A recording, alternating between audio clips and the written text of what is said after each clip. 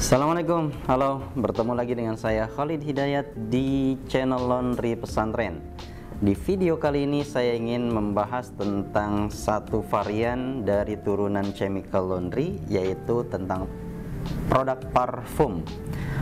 Parfum ini biasanya digunakan untuk finishing pada saat proses pengerjaan laundry itu sudah selesai, dari mulai washer, dryer pengeringan sampai pressure setrika uap misalkan. Nanti pada saat sebelum masuk proses packing biasanya diberikan semprotan parfum terlebih dahulu untuk memberikan aroma wangi.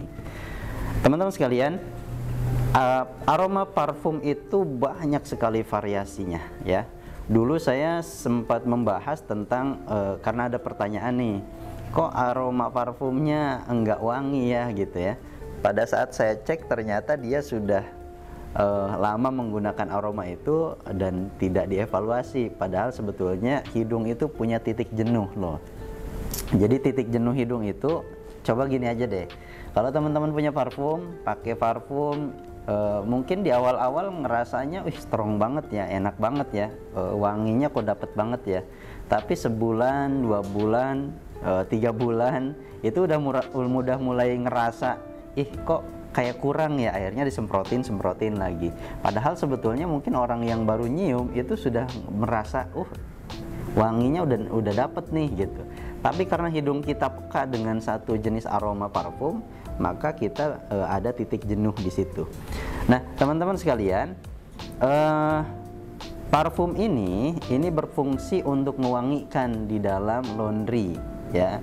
Di pembahasan sebelumnya juga saya sempat singgung bahwa apa bedanya parfum dengan pelicin yang disemprotkan pada pakaian. Harus digarisbawahi bahwa kalau parfum yang digunakan di dalam laundry itu digunakan pada saat proses finishing atau pada proses packing. Sebelum packing masuk plastik itu disemprotkan parfum. Bedanya dengan pelicin dan pewangi yang biasanya dijual di pasaran ya, baik itu sasetan maupun botolan, itu digunakan pada saat si usernya menggunakan setrika listrik. Nah, itu yang menjadikan pembeda. Kenapa setrika listrik itu butuh pelicin dan pewangi tersebut? Ya karena memang kebutuhannya dia untuk melicinkan.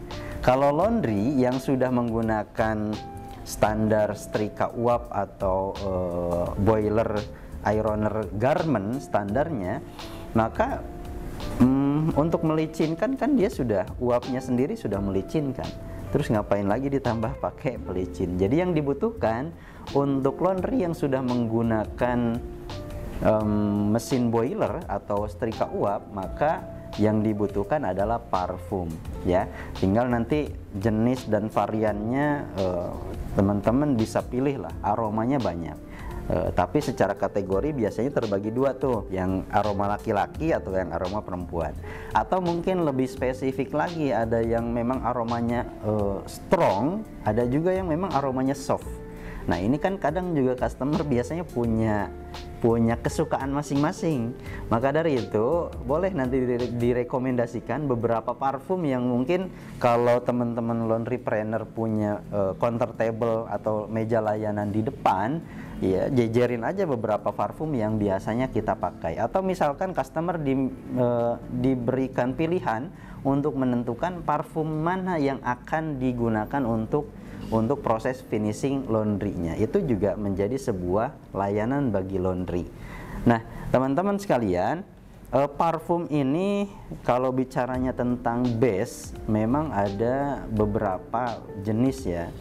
Artinya kalau bicaranya tentang standar untuk pakaian laundry, mungkin biasanya teman-teman menggunakan metanol ya.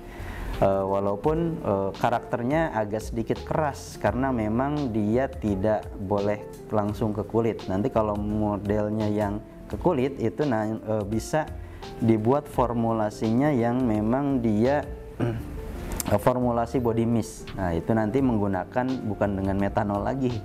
Jadi kalau metanol digunakan langsung ke badan biasanya dia agak panas ya. Maka nanti menggunakan alkohol dengan kadar sekian dan lain sebagainya.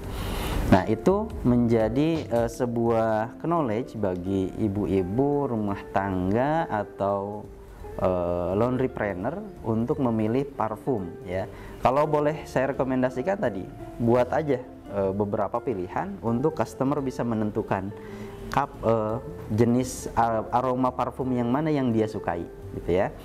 Nah, yang berikutnya adalah sebetulnya berapa lama sih parfum itu bisa tahan di baju atau di pakaian kita. Kalau ditanya berapa lamanya tergantung, yang banyak sekali variabelnya ya. Yang pertama tergantung dari komposisinya. Nah, biasanya produsen membuat grade, ada grade A, grade B, grade C. Nah, itu tergantung berapa banyak biangnya ya. Yang kedua, nah biasanya karakter parfum ini dia akan kuat di saat posisinya dia kedap. Nah, kalau misalkan di dalam packing plastik, sebetulnya kekuatan parfum bisa bertahan seminggu sampai 2 minggu lah ya. Kalau misalkan si packingannya belum terbuka. Kalau misalkan packingannya sudah terbuka ya biasanya nggak terlalu lama sih ya, sekitar 3-4 jam, paling lama mungkin seharian itu juga parfumnya yang sudah best banget gitu ya. Jadi tergantung jenis parfumnya juga. Jadi kalau kita parfumnya grade C ya jangan harap kita dapat aroma sensasi sehari semalam dapat aroma itu terus ya. Keringat kita juga akan mempengaruhi. Kondisi badan kita pada saat kita di luar itu juga akan mempengaruhi. Makanya kalau misalkan mau tester parfum, itu saran saya teman-teman boleh ngecek menghirupnya itu di ruangan yang kedap. Ambil sederhananya ya mungkin di ruangan ber-AC lah. Nah, dia akan lebih keluar wanginya ya, apalagi kalau misalkan posisinya ya tidak terlalu luas dan kemudian kita fokus untuk mencium aroma itu. Nah, parfum ini seperti yang saya tadi sampaikan bahwa dia prosesnya setelah pressing ya, cuma harus diperhatikan juga oleh para presser atau oleh para SDM yang mau packing nih. Jangan sampai kejadiannya kan begini nih biasanya, ketika kita semprotkan kita nggak ngeh kalau misalkan si pakaiannya itu ternyata masih lembab. Nah, ini juga menjadi problem. Jadi jangan sampai teman-teman, apalagi yang menggunakan boiler setrika uap, menggunakan uap, bisa jadi kelembaban terjadi di situ dan terus kemudian kita paksakan kita semprotkan parfum di sana.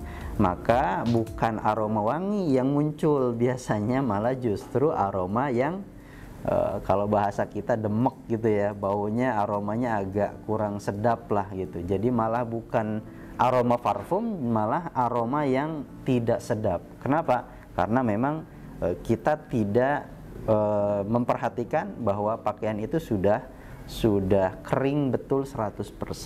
Makanya setelah setrika uap jangan langsung disemprotkan atau jangan langsung di packing, mungkin diangin-anginkan dulu atau didiamkan dulu supaya dia kering 100%.